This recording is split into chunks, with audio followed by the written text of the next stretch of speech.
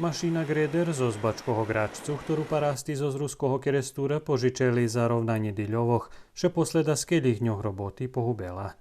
Preto še poľoprivredníky poradzeli, že na kadzi še to tú mašinu opravi, tako še ju vraci nazad a do Kerestúra še kúpi nová. Dohvarka taká, že každý poľoprivredník, ktorý obrabia žem, keď obrabia, keď kto obrabia konkrétno, kto obrabia 100 holti žemi, treba da da 100 evra. Kto obrabia 10 holti žemi, dava 10 evra. Našli sme Greder u Novim Sadu, košta 7100 evra, s PDV-om. Doteraz nazberani 5000 evra, a para data 1000 evra. Іще деякі 2100 євро треба назбирати за ту машину, і вона да замеша з ній треба да стигне до Валалу.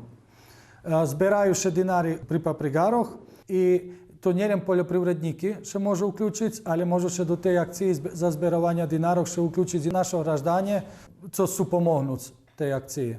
So skupovaním tej mašiny še plánuje konkurovať za subvencií u poľoprivredy a so s eventuálno dostatým peniežom od subvencií še potom plánuje kupovanie dajakej druhej mašiny.